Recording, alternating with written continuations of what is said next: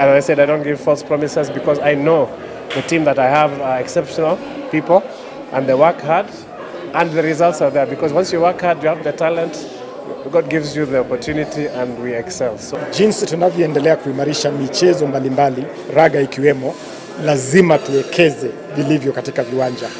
Na la muhimu ni kwamba tunapiga hatua zinazostahili kuimarisha viwanja vyetu hapa nchini. Tutahakikisha kwamba watayarisha vijana jinsi inavyostahili. Matayarisho yatahusisha training program hapa nyumbani. Vile vile watarejea kule Nehamas kule Ufaransa ambayo ni training camp tumefungua maalum ya kutayarisha timu Kenya kwa minajili ya Paris Olympics.